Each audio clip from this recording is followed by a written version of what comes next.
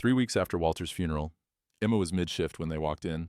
3 men in suits, 2 carrying briefcases, 1 checking his watch like he had somewhere better to be. She was refilling coffee for Jerry, who never drank it, just liked having it. When Deb hissed from behind the counter, "That's a lawyer walk if I've ever seen one." Emma looked up. The tall one in the back. She knew that face. Blue eyes like Walter's. That was the grandson. The one who'd shown up 40 minutes late to the funeral, looking like he'd flown in from somewhere important and would fly right back out.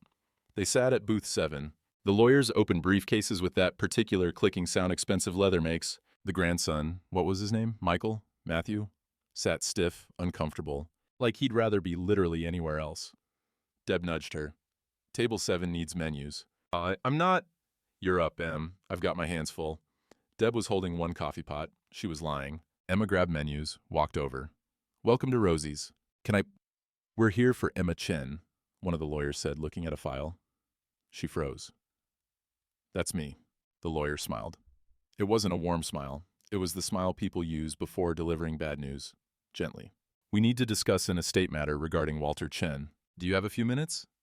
Her first thought, I can't afford a lawyer. Her second thought, did they think I stole something? Her third thought, I'm still holding these menus. "I'm working," she said. The grandson? No, wait, she remembered now from the funeral program, Marcus? Spoke for the first time. "This won't take long." She looked at Deb. Deb made a shooing motion. "Go." Emma sat. Didn't put down the menus. Held them like a shield. The first lawyer, his name tag said Peterson, pulled out papers. "Ms. Chen, Walter Chen's will has been executed. You've been named as a beneficiary." The word hung there. Beneficiary. "I don't understand," she said. "Walter left you his house," Peterson said. "The property at 4017 Greenwood Avenue." Deb, from across the diner, dropped a spoon. It clattered. Everyone looked. Emma heard herself laugh. Not a happy laugh. A laugh. Like, what? Why would he do that? Peterson looked uncomfortable. Marcus looked at the table. The second lawyer, no name tag, gray suit, cleared his throat. "The will includes a letter. Would you like Mr. Stone to read it, or—" "Stone?" Emma looked at Marcus. "Your last name is Stone?" "My father's name," Marcus said quietly. "My mother's side is Chen. Walter never mentioned you." The words came out before she could stop them. True, but rude. She didn't apologize. Marcus's jaw tightened. "I know." Peterson pushed the letter across the table. "Perhaps you'd prefer to read it privately." Emma picked it up. Walter's handwriting. Shaky but clear. "Emma, thank you for seeing me. Not many people do that anymore. I'm leaving you the house because you're the only one who visited it these last years, as if it was a home, not a burden. My grandson Marcus needs to learn what you already know, how to see people, how to be with them without needing to fix them. Maybe you can teach him, or maybe you can't. Either way, the house is yours. You earned it by never trying to. Walter." She read it twice, looked up. "He wants me to teach you?" Marcus shifted. "I'm aware of how that sounds." "Do you?" Emma set the letter down, looked at Peterson. "I don't want the house." Peterson blinked. "I'm sorry." "I said I don't want it. Ms. Chen, the property value is approximately—" "I didn't ask him for this." Her voice rose slightly. Jerry looked over. She lowered it. "I brought him coffee. I sat with him when he was sick. I didn't do it for this." "Nevertheless," the gray suit said, "the will is legally binding. The property transfers to you, regardless of whether you accept it in spirit. So I'm stuck with a house I can't afford to keep because an old man felt guilty." Marcus flinched. She'd meant to hurt him. It worked. She felt bad, not bad enough to take it back. "The property taxes alone are probably more than I make in—" She stopped. Realized she was still holding the menus. Set them on the table. "This is insane." There are options," Peterson said. "You could sell it, rent it, or keep it," Marcus said. His first full sentence since sitting down. "If you want." Emma looked at him directly for the first time. He looked tired, not just tired. Exhausted in a way that had nothing to do with sleep. Guilty and trying not to show it. "Why are you here?" she asked. "I'm the executor," he said. "And I owed him this, being here, making sure." He stopped, started over. "I should have been here 3 weeks ago. Before he died, he meant. Before the funeral. Before all of it." Emma stood up. "I need to get back to work. We'll need your signature on—" "Later," she said. I'll come by your office later." She walked back to the counter, grabbed a coffee pot. Lucille, the temperamental one that only worked if you hit it twice on the left side. She poured coffee she didn't need to pour, hands shaking. Deb appeared beside her. What the hell just happened? I inherited a house. That's good, right? I have no idea. Emma watched the three men gather papers, stand, leave. Marcus looked back once. She looked away first. Did you steal his silverware? Deb asked. He had IKEA forks, Deb. Just checking. Deb hip bumped her gently. You okay? Emma set down the coffee pot. Table 9 needs a refill. That's not what I asked. I know. Emma grabbed Lucille. But it's the answer you're getting. 6 months earlier, Emma's alarm didn't go off. She woke at 5:47 a.m. anyway. Her body was a prison of routine. She looked at her reflection while brushing her teeth. We doing this again? Yeah? Cool. Love that for us. The reflection didn't answer. It rarely did. Her apartment was small. Not tiny. Seattle rent was brutal. But she'd lucked into this place 6 years ago, before the neighborhood got expensive. 1 bedroom, kitchen with appliances from 1987, bathroom where the shower took 3 minutes to warm up, but the window faced east. Morning light was free. She made coffee. Watered the plants on the windowsill. 2 succulents named Dorothy and Blanche. Golden Girls theme. Deb's idea. Morning, ladies. Still alive? Me too. Wild. The bus Route 44 came at 6:12 a.m. She caught it at 6:09. Standing room only. Pressed against a man reading news on his phone. Headline. Tech stocks.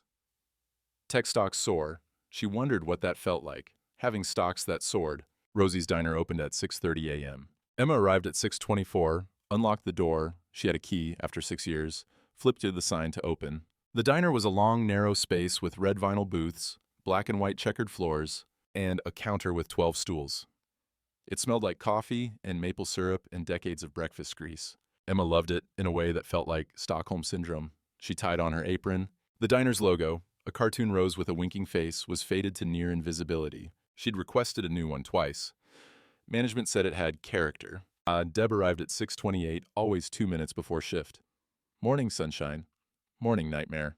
Their routine. 6 years running. The morning crowd trickled in. Jerry, eggs, never eats them. Paula, oatmeal, leaves religious pamphlets as tips. Miguel, pancakes, asks about Emma's day like he actually cares. The coffee pots, there were 3, all temperamental, started their chorus. Emma had named them Lucille, left side, Patsy, middle country music joke, and Loretta, the reliable one. At 7:13 a.m., the door chimed. An old man walked in. White hair, carefully combed, pale blue eyes, oversized cardigan despite it being July, shoes polished to a shine you rarely saw anymore. He sat at booth 3, didn't look at the menu. Emma approached with coffee pot. Morning. Can I start you with? Coffee, please. 2 sugars, no cream. She poured. Ready to order, or do you need a minute? Just coffee is fine. You sure? We've got a special... I'm sure. Thank you. The thank you was specific. Not the automatic kind. The kind that meant it. Emma brought 2 sugar packets. He opened them carefully, poured them in, stirred exactly 7 times, pulled a newspaper from his bag, actual newspaper, not phone, and started reading. She checked on him twice. Both times, I'm fine, thank you. At 8:47 a.m., he paid, left $3 for a $2.50 coffee, walked out. Deb appeared at Emma's elbow. New regular? Maybe, Emma said, or a one-time thing. The next morning, he came back. 7:13 a.m. exactly, booth 3, and the next morning, and the next. By day 4, Emma had his coffee ready before he sat. He noticed, looked at her with something like surprise. You're good at this. Scary good or impressive good? He smiled. Both. I'll take it. She set down the cup. I'm Emma, by the way. Walter. Nice to meet you, Walter. Likewise. Their conversations didn't extend much beyond that, but the silences were comfortable. Emma refilled his cup without asking. He left $2 tip every time, like clockwork. Week 2, he brought a different newspaper. Same one as yesterday. Emma noticed. Rough news day? Every day's rough if you read too closely. He folded the paper. This is from 1987. I prefer it. The news was better in 87. The news was just as bad, but the writing was better. Emma laughed. Actually laughed, not the customer service version. That's the saddest thing I've heard all week. It's only Tuesday. Fair point. And by week 3, Emma knew Walter liked his coffee specific. He read old newspapers because new ones depressed him. He always said thank you. He never asked her about herself, which meant he was either polite or uninterested. She decided on polite. By week 4, the morning regulars knew him. Jerry nodded. Paula left him a pamphlet once. He read it politely, left it on the table. Miguel asked if he was Emma's grandfather. She said no. Miguel said, "Shame. You'd make a good granddaughter." By week 6, Walter stayed until 9 a.m. instead of 8:47. No reason, just 15 extra minutes. "Nowhere to be?" Emma asked, refilling his third cup. "Not particularly. Must be nice." "It's lonely," he said, then looked surprised he'd said it. Emma sat down across from him. Technically against policy, technically she didn't care. "You live nearby?" 10-minute walk. He gestured vaguely north. "Old house. Too big for one person." "Family?" "Had a wife. Lost her 8 years ago. Son moved to California. Grandson's in the city, but..." He trailed off. "Busy."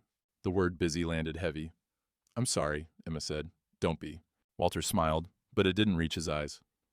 "That's life. People move on. Should be happy they're successful." Should be and aren't always the same. "No," Walter agreed. "They're not," Emma stood. "Next coffee's on me. You don't have to..." "I want to." She brought him a fourth cup. He didn't drink it, just held it, watched steam rise. That became their thing. Walter came. Emma poured coffee. Sometimes they talked. Often they didn't. It was enough. Then week 8, Walter didn't come. Emma waited. 7:13 became 7:20. 7:20 became 7:45. Nothing. "Where's your boyfriend?" Deb teased. "He's 80, Deb. Love knows no age limits, sweetie." "I will put decaf in your next cup." "You wouldn't dare." Walter came back the next day. Looked tired. Thinner, somehow. "You okay?" Emma asked. "Had a small episode. Nothing serious." Episode?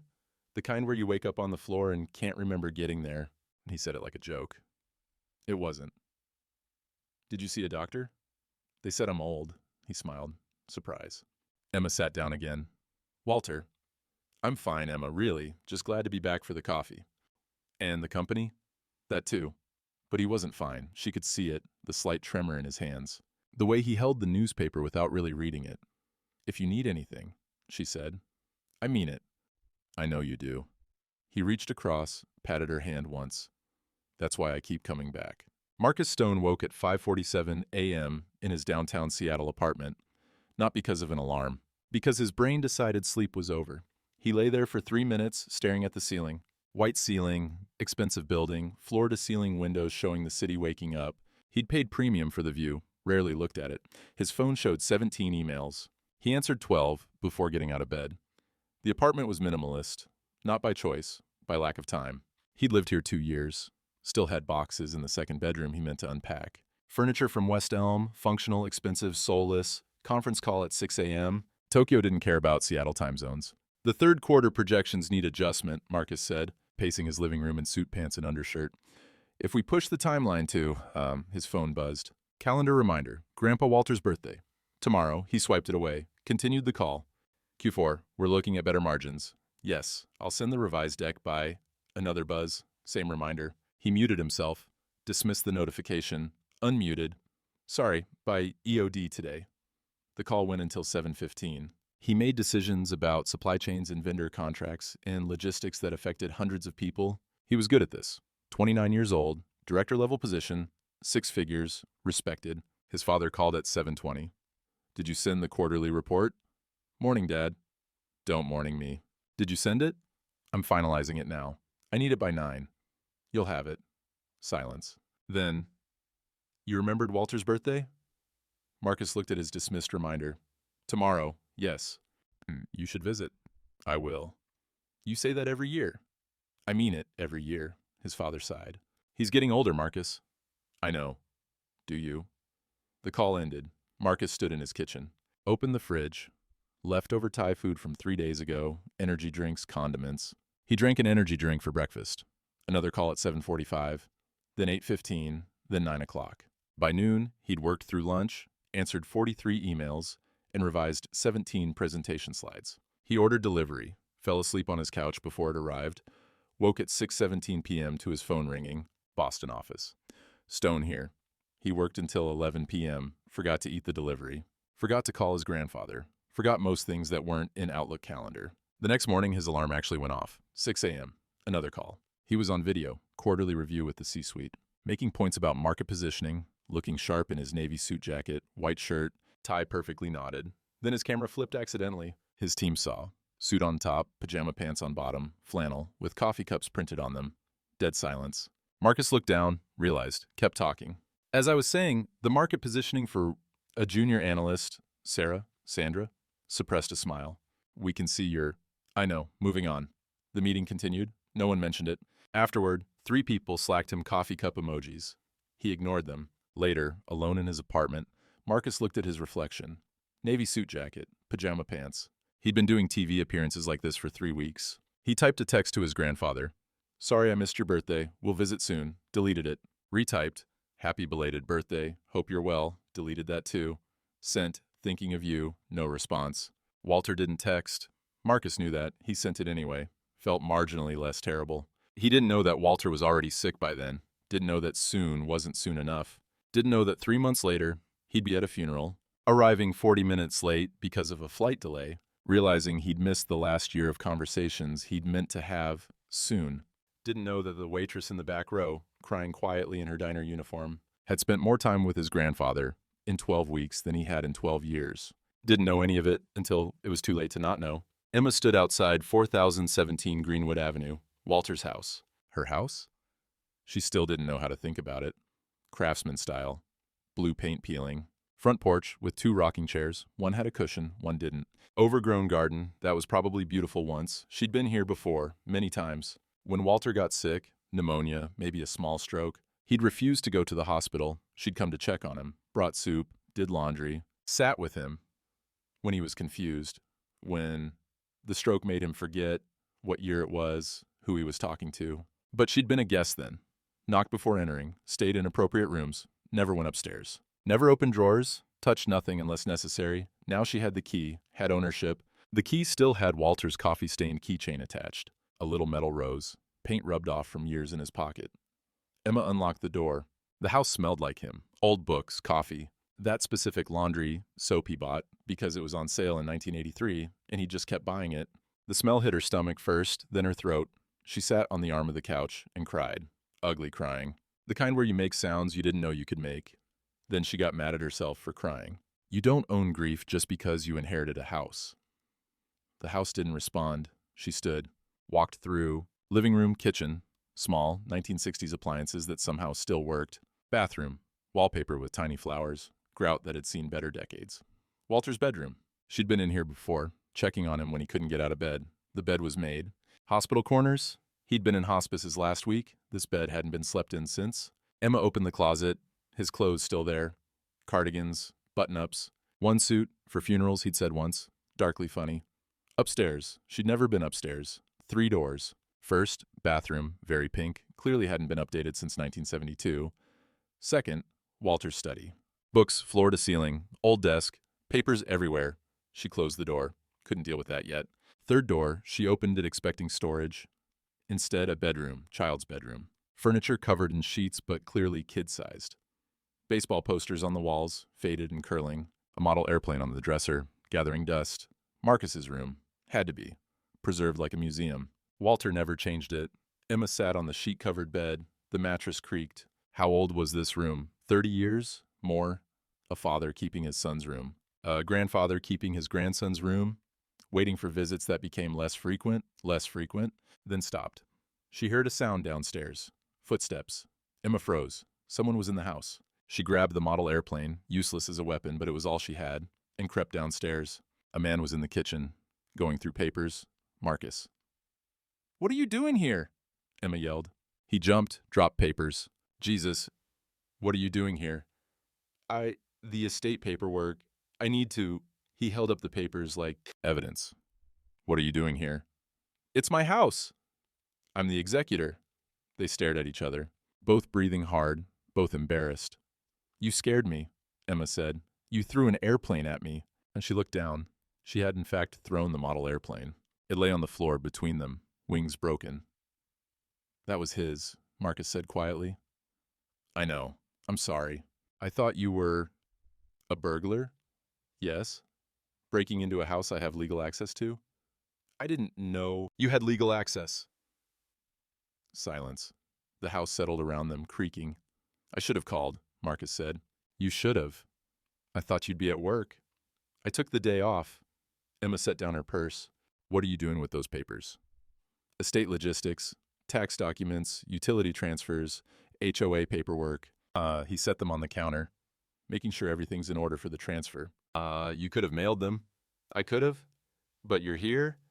But I'm here. Emma leaned against the counter. Why? Marcus looked around the kitchen, at the old appliances. The calendar on the wall still showing March, 3 months outdated. The coffee maker, that was probably older than both of them. Because I didn't come when it mattered, he said finally. So I'm coming now. Even though it doesn't matter anymore.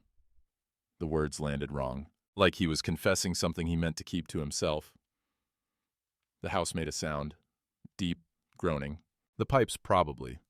What was that? Marcus asked. Your inheritance. He almost smiled. That bad? The hot water heater sounds like a dying whale. The roof leaks in the guest bathroom. There's a raccoon situation in the attic I'm trying not to think about. Sounds expensive. It is. Emma crossed her arms. I can't afford this. So sell it. Walter left it to me, not to a real estate developer. Then what are you going to do? I don't know. The volume surprised both of them. She lowered her voice. I don't know, She stopped, started over. Your grandfather died 3 weeks ago, and you're talking like this is a corporate merger. I'm trying to help. I didn't ask for help. I asked for my friend back. You can't give me that. Silence. Longer this time. Marcus picked up the papers. I should go. Yeah. Emma didn't move. You should. He walked to the door, stopped. For what it's worth, I'm glad he had you, at the end. He shouldn't have needed me. He should have had you. I know. Marcus left. The door closed softly. Emma stood in Walter's kitchen, her kitchen, and didn't move for a full minute.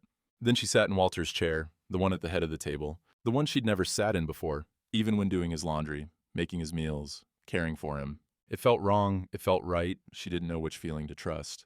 3 days later, Marcus walked into Rosie's diner. Emma was working, saw him through the window before he entered, considered hiding in the back, didn't. He sat at booth 7, not booth 3, Walter's booth. She appreciated that. Deb appeared at Emma's elbow. That suit guy. I know. The grandson? Yes, Deb. He's cute. Deb, I swear, in a stressed out, probably hasn't slept in 3 days kind of way. That's your type, not mine. Everyone's my type, honey. That's why I've been married 3 times. Emma grabbed a coffee pot, Patsy, the middle one, and approached his table. Waited 15 seconds. 20. He read the menu like it was a legal contract. Finally, what do you want? He looked up. Coffee. That's it?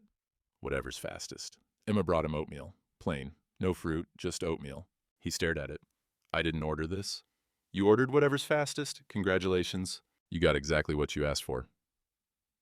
She walked away, heard Deb laughing behind the counter. Marcus ate the oatmeal, all of it, left a 20 for a $6 meal. The next morning, he came back. 7:13 a.m. booth 7. Emma brought coffee without asking.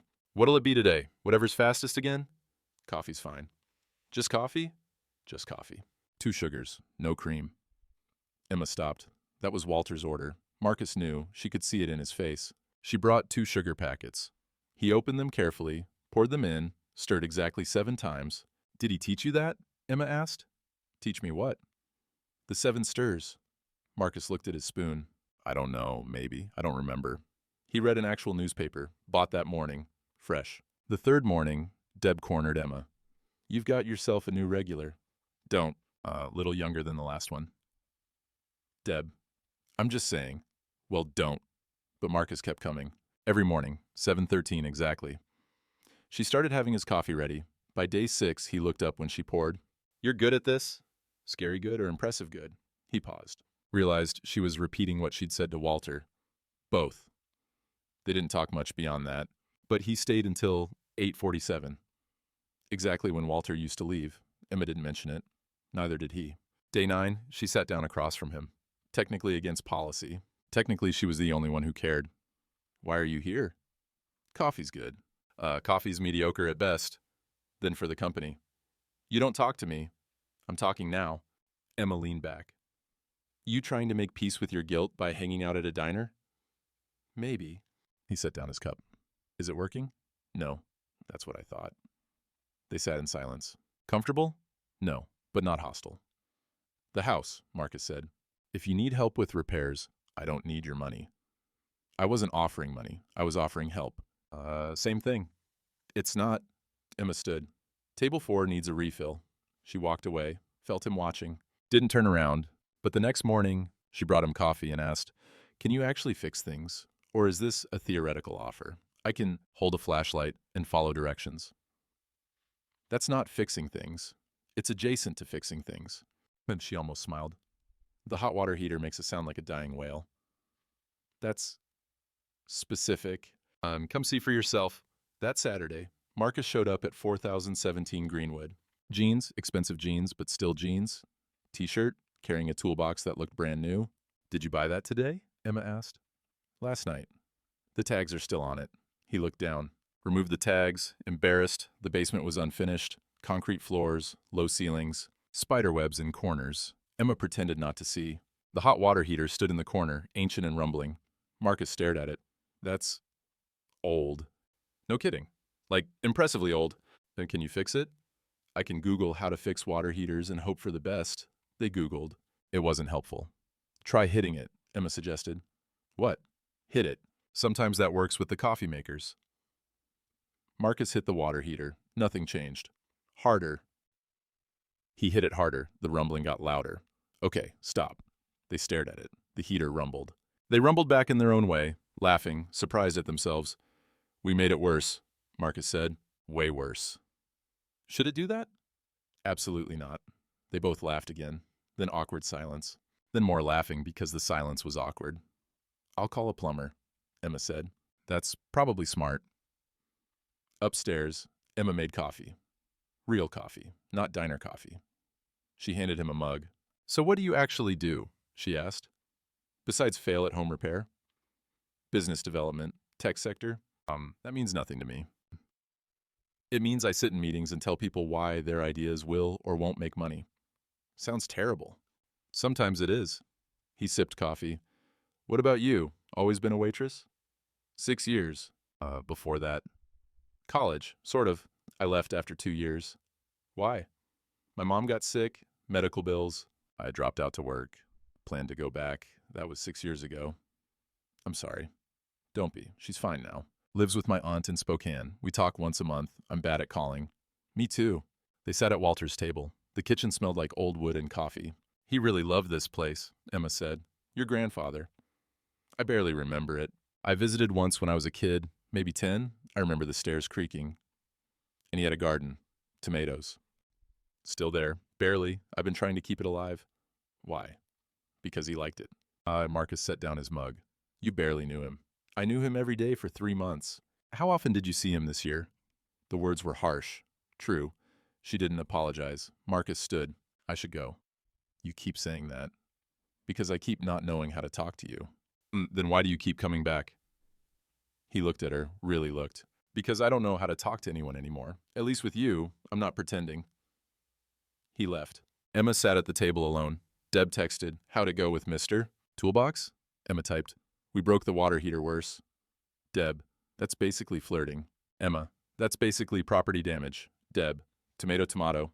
Emma didn't respond. Just sat in Walter's kitchen, drinking coffee that wasn't as good as Walter made it. Her phone buzzed. "Unknown number. This is Marcus. Got your number from the estate paperwork. I know a good plumber. Can send his info if you want." Emma typed, "That would help. Thanks." Pause. Typing indicator. "Also, sorry for being useless with the water heater." Emma smiled despite herself. "You held the flashlight wrong, too. I'll work on that." Marcus's father called on a Tuesday morning. "The house situation. Has it been resolved?" Marcus paused mid-email. "It's being handled." "Oh, what does that mean?" "It means the title's been transferred and the paperwork is filed." And the woman, the waitress?" "Her name is Emma." "Is she planning to sell?" "I don't think so." Silence. Loaded silence. His father was good at those. "Marcus." "Dad, I need to finish this report." You're spending a lot of time there." "Where?" "That neighborhood, that diner." "I'm handling estate logistics." "Are you?" The call ended. Marcus stared at his phone. His assistant knocked on his office door. He had an actual office now, glass walls, city view. "The 2:00 is here. Give me 5 minutes." He opened his calendar. Every day, 7 a.m., Rosie's Diner. He'd been adding it for 2 weeks now, blocking the time officially, making it real. His assistant had started calling it the coffee meeting. He didn't correct her. At the diner, Deb pulled Emma aside during lunch rush. Honey, what's happening with Suit Guy? Nothing. And he's here every day. He likes the coffee. He likes you. He likes the coffee. Emma. Deb, I have 4 tables waiting. You're smiling different. I'm not smiling. Exactly. You used to fake it for customers. Now you just forget to. That's when I know something's up. Emma ignored her, brought Marcus his 3rd coffee refill. You don't have to keep coming, she said. I know. So why do you? Honestly, I don't know anymore. That's a terrible reason. It's the only one I have. Emma sat down, not across from him, next to him, close enough to see the spreadsheet on his laptop. Numbers. Lots of numbers. What is that? Quarterly projections. Looks boring. It is. Then why are you doing it here? Marcus closed the laptop. Because here, I can stop and remember I'm a person, not just a function. Heavy. Sorry. Don't be. Just weird. I know. They sat. The diner hummed around them, regulars, noise, life. Walter always wanted this place full of people, Emma said. The house, I mean. He'd talk about having dinners, community stuff. He never did it. Why not? I think he was waiting for family. For you, maybe. For people to come back. Marcus flinched. That's true. You know it's true. Yeah. Emma turned her coffee cup. What if we did it? Did what? Made the house what he wanted, a community space. For elders, like Walter. Like a senior center? Sort of, but more personal, like the diner, where people know your name, your order, your story. Marcus looked at her. That's a good idea. Don't sound so surprised. I'm not. I'm just... He stopped. Started over. We? What? You said we. We could do it?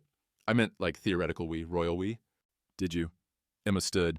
I have to go check on table 9. Emma, just think about it. She walked away, felt his eyes on her back, didn't turn around. 2 weeks later, they invited neighbors to discuss the idea. 12 people showed up. Marcus had made a presentation, actual slides, printed handouts. Emma gave him a look. Really? He shrugged. I prepared. They sat in Walter's living room, now called the potential community space. Emma explained the vision. Marcus explained logistics. People asked questions. Mrs. Henderson, 72, lived 3 houses down. Would there be activities? Coffee, certainly, Emma said. Maybe game days, movie afternoons, book club, Mr. Park, 68, widower. Who's funding this? Marcus started to answer. Emma kicked his shin lightly under the table. We're figuring that out. This is just to see if there's interest. There was interest. Everyone volunteered. Mrs. Henderson offered to coordinate activities. Mr. Park said he'd handle the garden. Someone else offered to bring coffee donations. Deb, who'd insisted on coming. After everyone left, Emma and Marcus cleaned up. That went well, he said. Too well. How is that a problem? Because now it's real. We have to actually do this. You're the one who suggested it. I suggested the idea. You made it a plan. Plans have timelines. Accountability, budgets. You say that like it's bad. It's scary. Why? Emma sat on the couch. Because if we do this, we'll be working together. For months. Maybe years. And I don't... She stopped. Don't what? I don't know if I'm ready for that.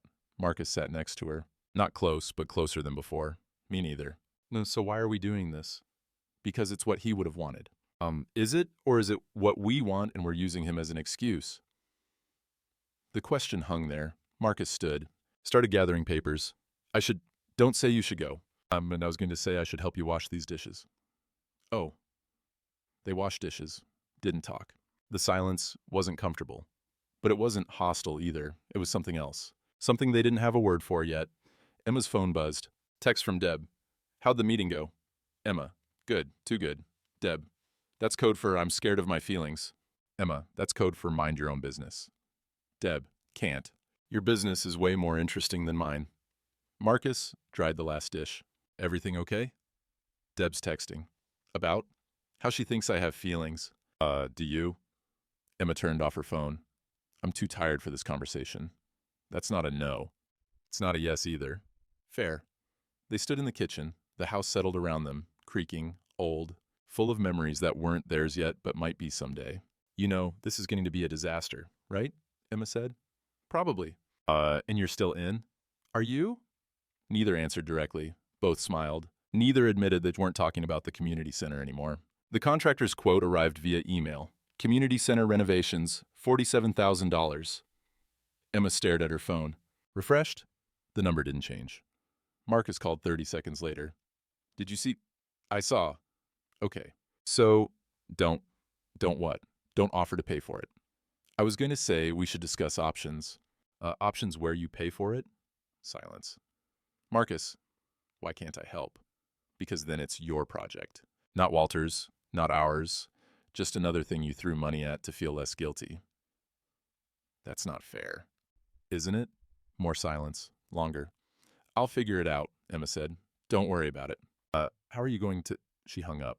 Deb found her in the diner storage room an hour later, crying into a box of napkins. Honey, I'm fine. You're crying into Rosie's finest two-ply. I'm fine. Deb sat down on a crate of ketchup. Talk to me. On $47,000. That's how much it costs to honor a dead man's wishes. Can the house/suit guy help? That's not the point. Kind of sounds like the point. If he pays, then it's his. He'll make decisions. It'll become another business project. And Walter wanted... Emma stopped, wiped her eyes. It doesn't matter what Walter wanted. I can't afford to do it. What if you both... No. Emma. I said no. Deb left her alone. Emma cried into napkins for another 10 minutes, then went back to work. Marcus sat in his apartment that night. Googled how to support someone without solving their problems. Results: therapy articles, relationship advice, books he'd never read.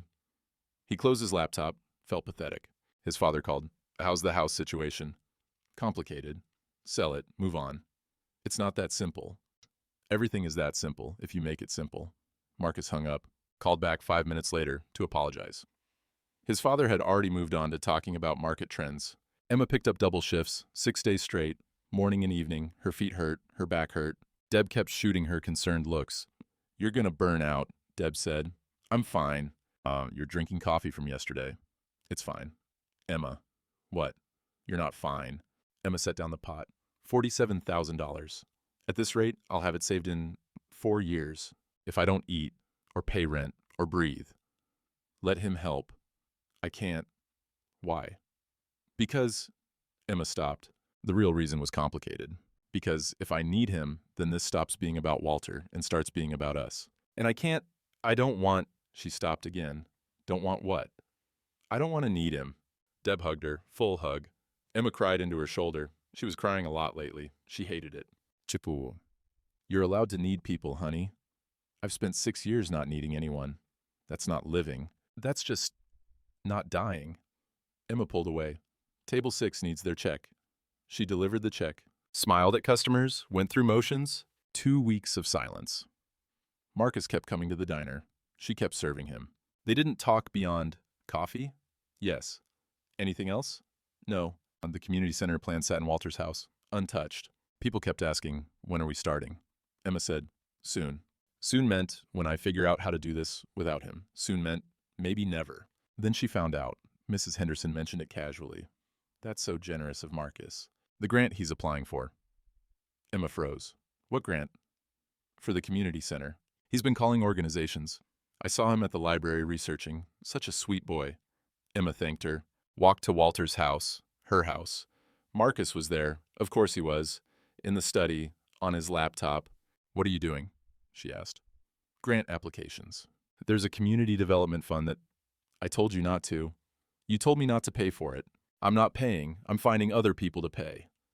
Behind my back. I didn't think. That's the problem. You didn't think. You just decided. Emma, you can't just fix me like I'm another one of your projects. I'm not trying to fix you. Then what are you trying to do?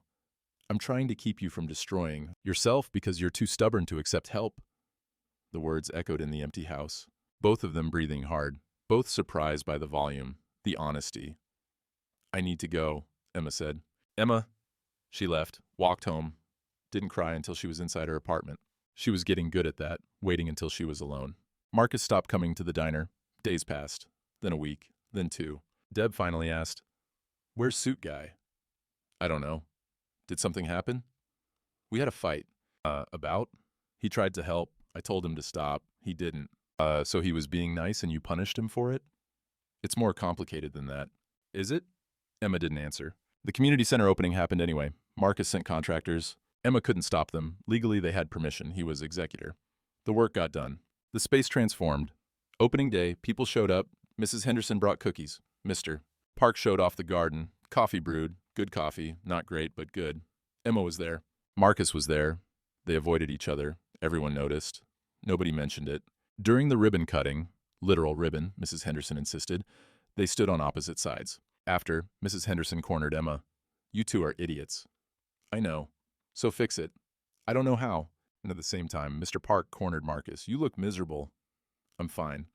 You're a terrible liar. Marcus didn't respond. 3 days after opening, Emma was restocking supplies at Walter's Corner. That's what they were calling it now, Walter's Corner. Harold was there, the veteran from their volunteer days.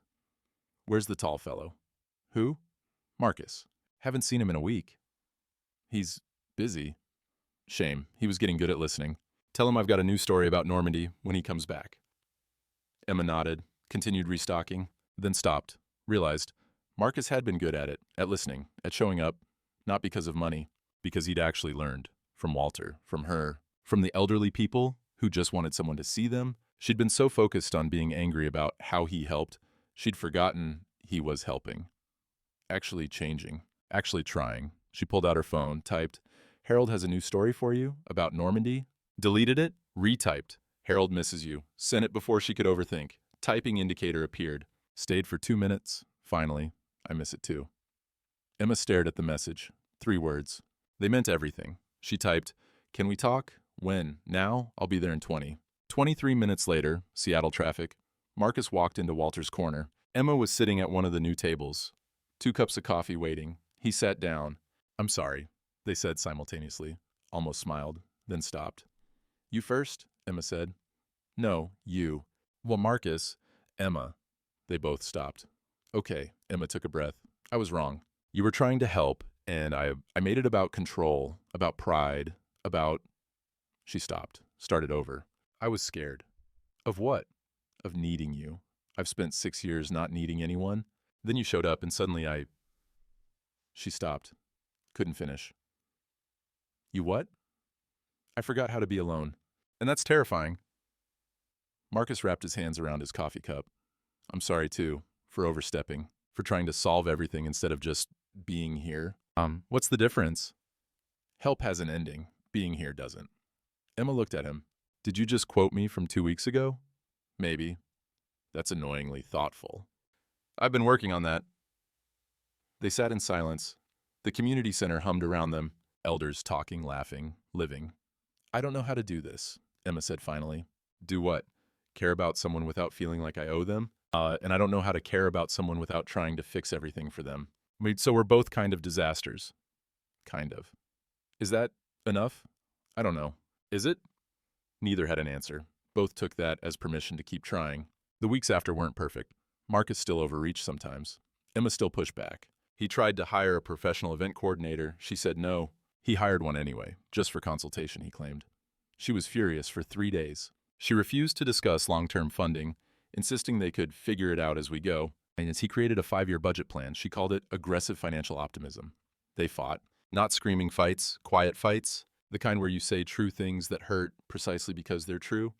But they showed up every day to Walter's Corner, to each other. 1 month in, Marcus was at his office when his assistant knocked. Your 2 o'clock is here. Cancel it. Sir? Cancel all my afternoon meetings. All of them? Yes. He'd been thinking about this for weeks. Opened his email. Draft saved. Resignation from director position. Transition to part-time consultant role.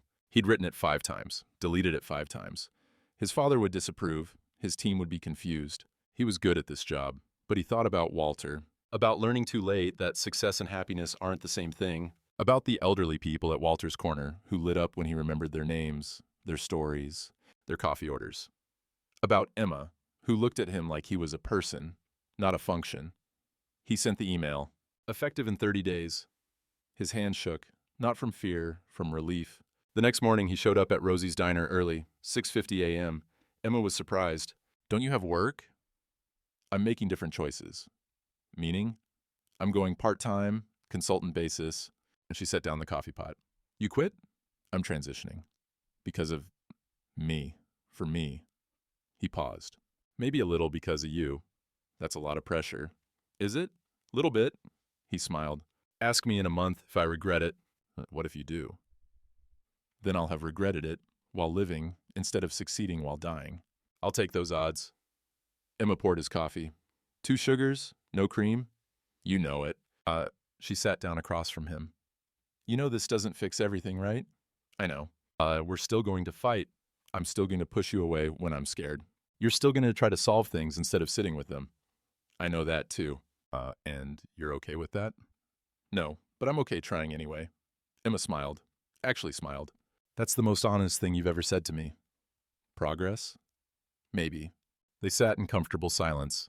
Deb walked by, saw them, grinned obnoxiously. Emma ignored her. So what now? Marcus asked. Now you drink your coffee. I finish my shift. Tonight we have volunteer night at Walter's Corner. Harold's telling his Normandy story. All of them? He has 17. We're on number 4. I'll be there. I know you will. 3 months became 6 months. They fell into rhythm. He came to the diner mornings. She went to Walter's Corner evenings, sometimes together, sometimes separately. He learned her quirks. She got quiet when overwhelmed, ordered Chinese food when stressed, reorganized kitchen cabinets when angry. She learned his. He worked late when avoiding feelings, wore the pajama pants when working from home, texted in complete sentences with punctuation. They had a first real date. She insisted on a taco truck over his fancy restaurant suggestion. They had their first kiss in Walter's kitchen after successfully, badly, fixing the garbage disposal together. They didn't move in together. Didn't rush. Took it slow. One evening, after Walter's Corner closed, they sat in the now familiar living room. Your dad called me, Emma said. Marcus looked up from his laptop. What? He wanted to know about the waitress situation. I'm sorry. I didn't know he'd... I told him I'm not a situation. I'm a person who happens to wait tables, and that you're learning to see the difference. What did he say? He hung up. Sounds about right. Emma leaned against him. Are we okay? Your family doesn't approve. My mother thinks I'm dating above my station. Deb keeps asking when we're getting married. Are we getting married? I just brought it up because... Deb... Wait, what? You said Deb keeps asking. I'm asking what you think. I think... Emma sat up. I think you just changed the conversation. I did. Unfair. Is it? Little bit. Marcus closed his laptop. I don't know where this goes. Marriage, maybe. Kids, maybe. Growing old in this house, while Walter's Corner fills with other people's grandparents, maybe. But I know I want to figure it out. With you. That's really sappy. I know. I kind of hate how much I liked it. That's kind of the point. Emma kissed him, soft, brief, then pulled back. We're still going to drive each other crazy. Probably. I'm still going to be stubborn about accepting help. I'm still going to offer it anyway. And you're still going to try to fix things when I just need you to listen. I'm working on that. I know. Emma stood. Come on, Harold's daughter is dropping off his WW2 photos tomorrow. We need to clear wall space. It's 11 p.m. So that can wait until tomorrow. We're here now. Marcus stood, followed her to the wall. They spent an hour moving furniture, measuring, planning. Around midnight, Emma stepped back. This is good, right? What we're doing here? With the photos? With everything. Marcus looked around. The house that was Walter's. That was Emma's. That was becoming theirs. Yeah, this is good. Even though it's hard. Especially because it's hard. They finished around 1 a.m., locked up. Walked to their separate cars? Not ready to share keys yet, but getting there. See you tomorrow? Emma asked. 7:13 a.m., booth 7. What if I bring you oatmeal again? Then I'll eat it and pretend I ordered it. She laughed. You're getting better at this. At what? Being a person I want to keep around. That's the goal. They kissed goodbye, drove home separately, texted when they got home safe, same. See you tomorrow. Coffee's on me. It's always on you. You work there? Fair point. Coffee's on Rosie. Better. 3 months later, Emma was working morning shift when Marcus walked in at 7:13 a.m. Morning, she said, already pouring his coffee. Morning. He sat at booth 7. It was unofficially his now. The usual? Unless you're feeling creative with oatmeal again. That was one time. It was a formative experience. Emma brought him eggs, toast, bacon. Better? Much. They'd fallen into this. Easy conversation, inside jokes, the kind of comfort that takes time to build. Deb walked by with coffee pot. You two are disgustingly cute. We're literally just eating breakfast, Emma said. Exactly. Disgusting. Marcus smiled into his newspaper. Real newspaper, still bought fresh every morning. He'd never switched to Walter's vintage approach. "How's the corner?" he asked. "Good. May wants to start a knitting group. Harold's on story number 9. Mr. Park's tomatoes are coming in. That's good?" "Yeah." Emma sat down. She did this now, during slow moments. "We got a grant, small one. $3,000 for programming. That's great. Applied 2 months ago. Just heard back. See? Good things happen when you let me help. You didn't help with this one." "Wait, really? Really? I did it myself." Marcus looked at her. Genuine pride. "That's amazing." Don't sound so surprised." "I'm not. I'm just—" He stopped, started over. "I'm proud of you." That's sappy again." "You like sappy." "I really don't." "You do." Emma stood. Table 4 needs their check. But she was smiling. That evening, Walter's corner was full. 23 people, playing cards, drinking coffee, talking. The kind of gentle noise that felt like home. Emma was restocking cookies when she felt someone watching. Marcus, across the room, not working, not organizing, just watching, seeing. She walked over. "What?" "Nothing. Just looking." "At?" "This, all of it." He gestured to the room. Harold telling stories, May teaching knitting, Mr. Park showing off his tomatoes, people who were lonely and now aren't. "We did good, huh?" "You did good. I just helped." "Well, that's growth right there." "I'm trying." They stood together, watched. The community they'd built.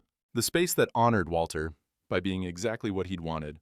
Full of people, full of life, full of seeing and being seen. Harold waved from across the room. "Marcus, got a story for you. Normandy, June 7th. You got 5 minutes?" "I've got as long as you need." Marcus walked over, sat, listened. Emma watched him, really listening, not waiting to talk, not fixing anything, just being there. May approached Emma. "How's your boyfriend?" "He's good." "You two thinking about the future?" "We're thinking about today. That's enough for now." "Smart girl." Emma smiled, went back to restocking. The evening continued. Coffee, conversation, community. Around 8 p.m., people started leaving. Goodbyes, promises to return tomorrow, thank yous for the space. By 8:30, just Emma and Marcus remained. "Want help cleaning up?" he asked. "That's literally always your question." "That's because I literally always want to help."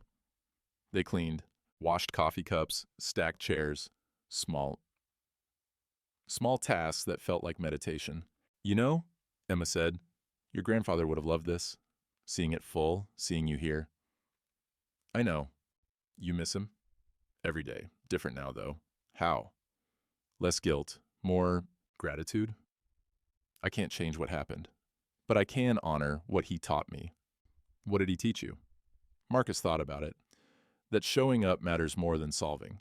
That people aren't projects, that coffee tastes better when you take time to actually drink it. Those are good lessons. He had a good teacher. "Me?" "You." Emma threw a dish towel at him. "Stop being sweet. It's unnerving." "Can't. You've ruined me." They finished cleaning, locked up, stood on the porch. "You know we're doing this again tomorrow, right?" Emma said. "I'm counting on it." "And then the day after." "And the day after that." "That doesn't scare you?" "Terrifies me. But I like being terrified with you better than being comfortable alone." Okay. That one was actually too sappy." "Too much?" "Way too much. I'll dial it back." "Please." They walked to their cars, still separate, still taking it slow. The Seattle evening was cool, damp, typical. "See you tomorrow?" Emma asked. 7:13 a.m. Booth 7. "What if you bring me oatmeal again?" "Marcus, I swear to God." He kissed her, cut off her threat. She kissed back, smiling against his mouth. "Okay?" he asked when they separated. "Better than oatmeal." "A low bar." "You said it." They said goodnight, drove home, texted when they arrived, home. Harold's story about the field medic was incredible, right? 17 more to go. Looking forward to all of them. Sap. You love it. Emma stared at her phone, typed, "Yeah, I really do." Deleted it, retyped, maybe a little. Deleted that too. Finally sent, "See you tomorrow." Tomorrow. One morning at a time. The next morning, Emma woke at 5:47 a.m. No alarm, just habit. She looked at her reflection while brushing her teeth. "We doing this again?" The reflection didn't answer. But Emma smiled anyway, because today, she wasn't asking if she could survive it. She was asking if she was excited for it. The answer was yes. She made coffee. Watered Dorothy and Blanche. "Morning, ladies. Another day, but the good kind." The 44 bus came at 6:12. She caught it, stood pressed against familiar strangers. Didn't mind. Rosie's diner opened at 6:30. She unlocked the door, flipped the sign. Deb arrived at 6:28. Morning, sunshine. Morning, nightmare. The coffee pot started brewing. Lucille, Patsy, Loretta, the morning chorus.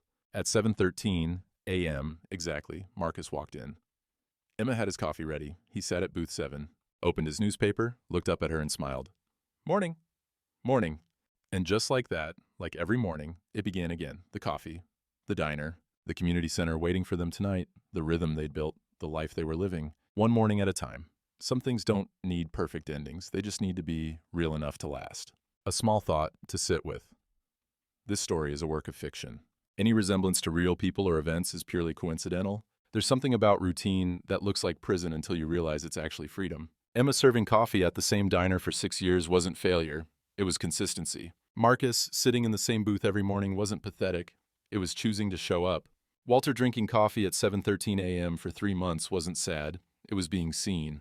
We spend a lot of energy running from routine, chasing big moments, waiting for life to start. When the dramatic thing happens, the perfect person arrives, the house becomes ours the right way.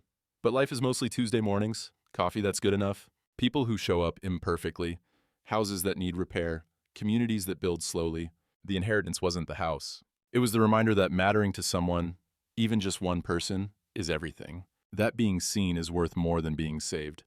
That showing up daily is more valuable than grand gestures. Marcus didn't heal Emma, Emma didn't fix Marcus. They both just decided that being imperfectly present was better than being perfectly absent. Walter's Corner isn't magical. It's just a house where people remember your name and how you take your coffee, where loneliness gets interrupted by terrible jokes and Harold's 17 Normandy stories, where see you tomorrow means something. Maybe that's all any of us need. Not rescue, not transformation, just someone who keeps showing up, who makes coffee the way we like it, who holds flashlights wrong but tries anyway. Love stories don't always look like love stories. Sometimes they look like shared custody of a dying water heater, like learning that help and control aren't the same thing, like realizing you can need someone without owing them, like booth 7 at 7:13 a.m. every single morning until it stops being routine and starts being home. The rest, marriage, kids, growing old together, might happen or might not. But today, they have coffee and community and the choice to keep choosing each other, one morning at a time. That's enough.